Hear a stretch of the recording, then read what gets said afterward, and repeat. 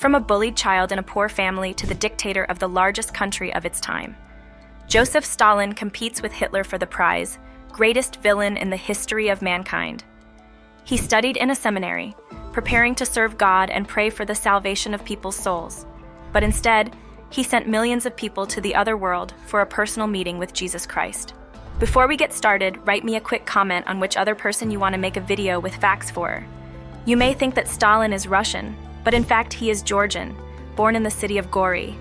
Of course, at that time his homeland was part of the Russian Empire. The exact date of Stalin's birth is not entirely clear, but biographers believe that it was somewhere around December 18, 1879.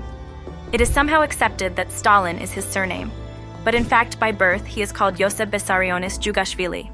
He subsequently changed his first name from Yoseb to Joseph, and the nickname Stalin comes from Stal, which translates as steel. Stalin was born into a poor family. His mother did not work, while his father, Vissarion Jugashvili, was a shoemaker. They have 3 sons, the youngest of whom is Joseph Stalin. Here's what he looked like as a schoolboy. Stalin's father was an alcoholic. He often abused his children and subsequently left the family when Joseph was only 3 years old. Thus he remained living with his strongly religious mother, who influenced his choices in his early years. As a child, Stalin suffered from smallpox, which left many scars on his face. And later he was hit by a carriage, and the trauma left his arm shorter. This is how he got rid of military service. However, the scars on his face apparently left appearance complexes, because he demanded that his official photos always be retouched. At the beginning, Stalin did not know a word of Russian, and therefore he was not accepted into a spiritual school. Only after he learned it, he got in. His Georgian accent, however, remains for life. Joseph graduated with full honors and continued his studies at a seminary for a priest, where he also proved to be a good student. It was there, however, that he secretly began to read Karl Marx, the founder of communist ideas.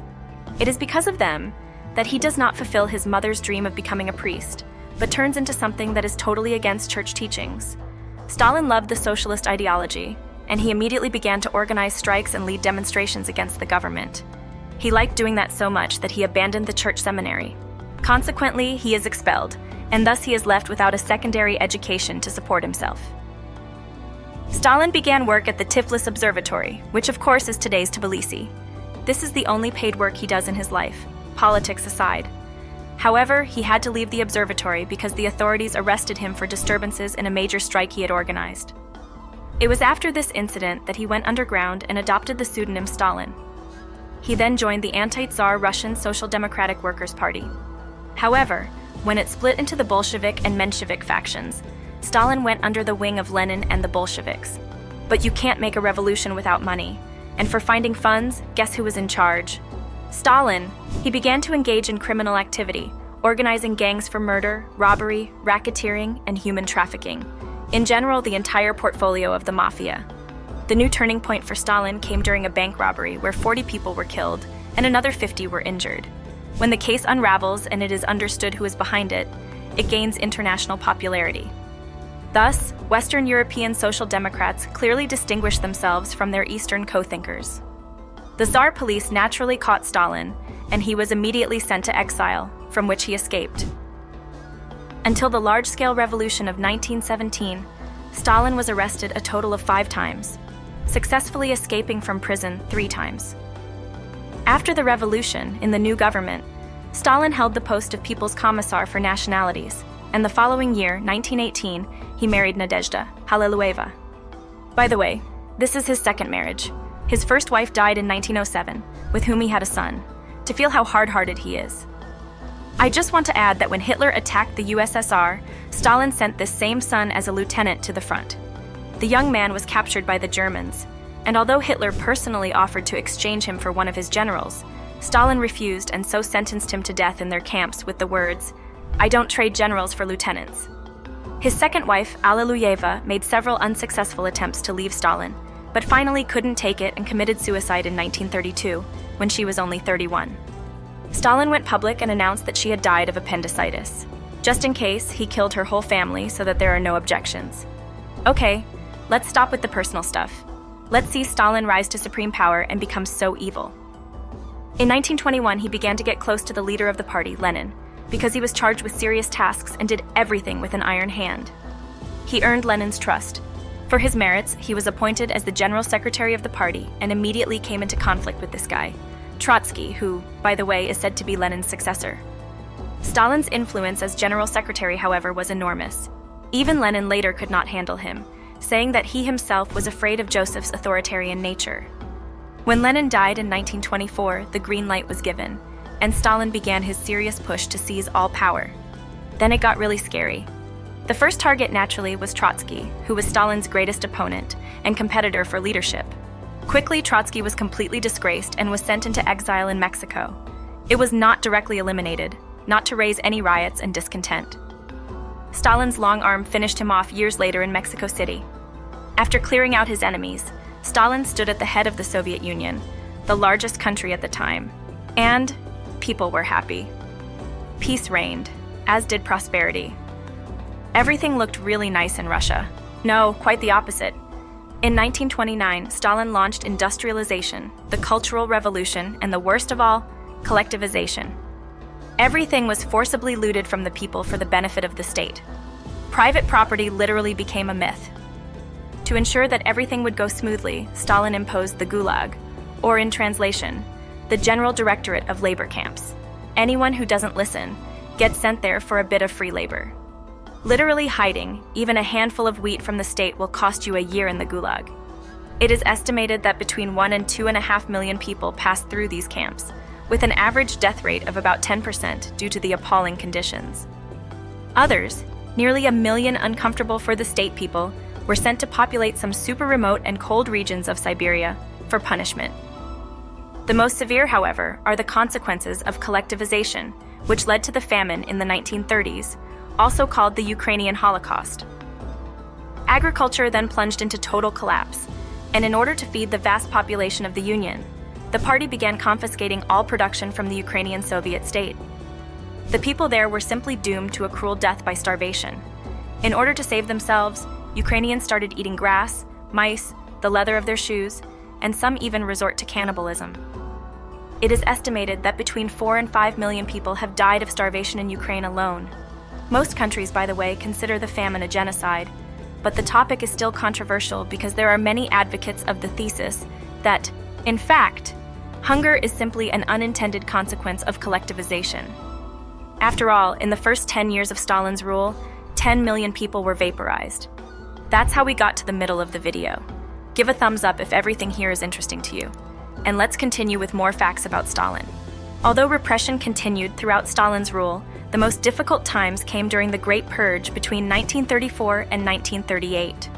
Stalin orchestrated an absolute slaughter of his enemies through a necessitous secret police known as the NKVD. The first victims are, naturally, the entire leadership of the Communist Party, the leadership of the Red Army, as well as the leadership of the NKVD itself. Once the first phase was over, the regional purge began, the goal being, of course, to instill absolute fear in civilians. In this period, Stalin's famous quotes were born, among which, "Every problem has a name, surname, and address. If there is a person, there is a problem. If there is no person, there is no problem." And of course, the most iconic, "The death of one person is a tragedy, but the death of millions is just a statistic." During the Great Purge, the victims were about 700,000 people. The most interesting thing is that Stalin subsequently blamed the NKVD for this purge, the secret police. According to him, he had nothing to do with it. That is why he ordered the immediate execution of General Yagoda, the former head of the NKVD, and Nikolai Azov, who led the secret operation during the purge. So Stalin, as you can imagine, comes out clean. Did you know that Stalin used Photoshop even before Photoshop was invented? Here is a real portrait of him, and now you see him the same after a little touch. Separately, he has deleted people from his public photos during the purge, as well as adding propaganda messages to some old photos. In general, those 30 years in Russia were downright terrifying. Fear, repression, people disappeared out of nowhere, death, and of course, the Gulag. But things were about to get even worse because World War II was coming. In August 1939, Stalin accepted Hitler's offer of non-aggression, negotiated by their foreign ministers, Molotov and Ribbentrop.